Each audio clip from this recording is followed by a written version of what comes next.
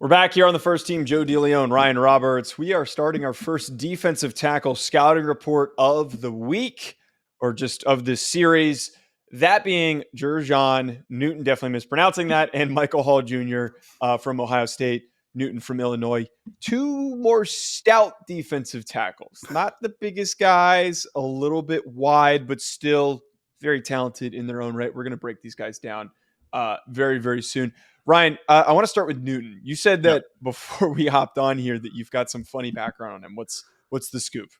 Well, it's a funny family note because obviously he just had a tremendous season as a redshirt sophomore. He came in during the COVID year in 2020, so he got that redshirt year obviously in that initial season. But so he was a 3-star recruit, but he has 4 brothers. Okay, so the 5 brothers in the Newton family names are Jer'Zhan, Jer'Van, Jer'Quan, Jer'Wan, and Jer'Zhan. So they all have Jur in yes. Is their dad? Does their dad's name also have son of Jer'Zhan Newton? So yes, and his mother's name is Jovita. So there we go. Honestly, I respect the hell out of the consistency. That is freaking awesome. And that is awesome. He comes from a football family. Jer'Wan was actually a really good linebacker that played at Toledo over the past couple of years. So Jer'Wan played at Toledo. Jer'Van and Jer'Quan both played football at West Florida. And his cousins was Pro Wells that played tight end at TCU. So football family on top of the Jer'Wan, Jer'Zhan, Jer'Quan, yes. Well, you certainly see the family background of playing football. And I'm sure that with all that many guys playing football and how strong of an athlete Newton is, I don't know what his brothers were like. I can just assume were just beating the hell out of each other when they were growing up. And that's what made Newton as strong and as tough as he is. As I highlighted here, very low to the ground. Yes. Very, very stout. I think he was listed at like 295. He's maybe touching 6'1" and change. Do you have a verified height? Yes. Verified height and weight on Jer'Zhan. I do not have an arm length, which is an interesting thing I want to bring up at some point. But disappointing. 6'1" and 3/8, so slightly under 6'1.5", and 300 pounds in the spring. So 6'1", 300.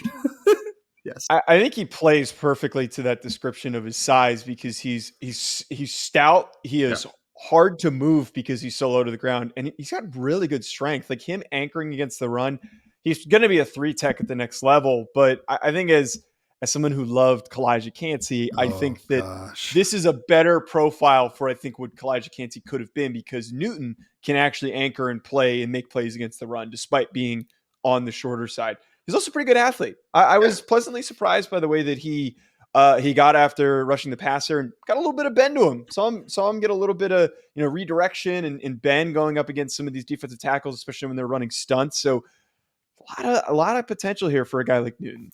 Can we talk about this Illinois interior defensive line to start, Joe? I mean, it's pretty awesome, man. We have Jer'Zhan, or Johnny, as they call him, Newton. They also had a big defensive tackle this past year that was at the NFLPA Bowl, I believe, Calvin Avery, that was playing nose tackle. But I love the other defensive tackle. I wish I could have fit him into this week, but I love Keith Randolph Jr. He is verified 6'3 1/4", 297 pounds, but he's long. They play him at like 5-tech at times, 4-4-I. They use him all over the place. To your point, Jer'Zhan is a 3-tech only on the next level. Like I think that he can last working from one shade at points, but he is only 6'1" and he is only 300 pounds. So he's not the biggest guy in the world, obviously. But my favorite thing about him, very flexible for a guy his size. Slippery. Yes. I was very surprised with how slippery of an interior rusher he is because he kind of just looks like a bowling ball as a player. But he's got that slipperiness to him. He's got some gap penetration skills.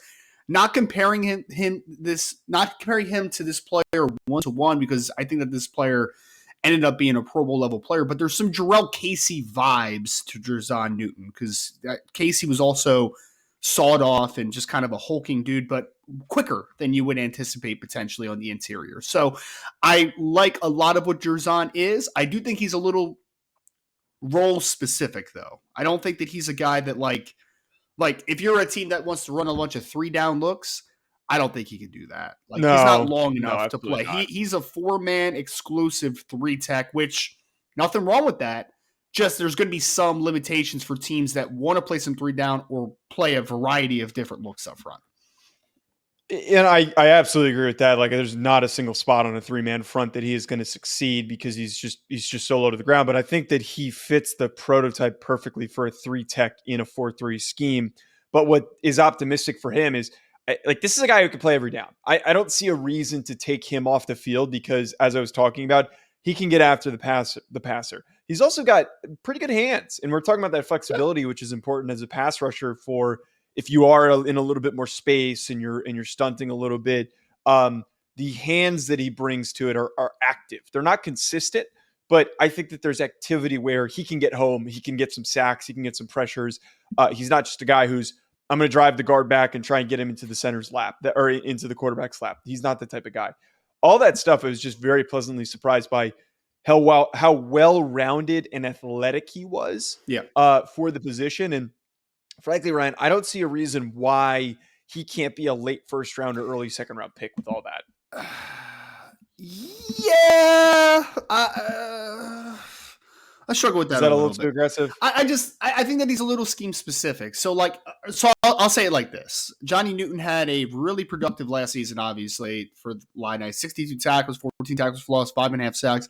If you watched him, first and foremost, is there anything more appealing than a big defensive tackle wearing a single digit, wearing number 4 on the interior? It's pretty awesome. It's fun. Their defensive tackles, their 2 best were number 4 and number 88. I want to talk about a little bit of weird, but it was really Get cool a wide receiver group running after the quarterback out there. Seriously, man. Seriously. I'll say this, Joe. If Kalijah Cansey can go in the first round, I think Jer'Zhan Newton can. So, like, if you're asking me, can he go in the first round? Yes, I think he can go in the first round. It's just, this isn't typically my type of player. It's not. I fall more for the Keith Randolphs of the world, who are a little bit more longer players, can play multiple fronts, can do a little bit more of the dirty work than Newton. Although I think Newton can play at the point of attack, I don't think he's ever going to be an exceller at it, right? Like, I just think he's going to be a good, solid player at the point of attack, and I think he's going to be a slippery interior rusher, which no problems with. I just mentioned Jarrell Casey as a point of reference to a style, right? And Jarrell Casey was also little scheme dependent, little role dependent, but he was very good at his role. And I think Newton could be very good at his role. I just typically prefer this guy more on midday 2. Like, mid-seconds, late second. Because I think he's a good football player, but I do struggle because offensive linemen at the next level, they're going to get bigger, they're going to get longer, they're going to get stronger. Can it translate as easily as it does in the Big Ten? That's my only question mark with Jer'Zhan. Yeah, I think we're not too far off. And as those who remember, I was very high on Kalijah Cansey. So shouldn't be surprised that I really like a guy who's also stout and problematic as an interior defensive lineman. I just want to tell you folks about an exciting new partnership that we have with this channel with Underdog Fantasy. Ever since I joined, I've been having so much fun. There are so many different exciting games that make watching games during the offseason more exciting. I'm not the biggest basketball fan, but it has made it way more entertaining since I found Underdog Fantasy. And my favorite game to play so far, which I think you should try out, is Pick'em. It is so easy to play. Just pick higher or lower on your favorite player stats, and you can win up to 20 times your money in a single night.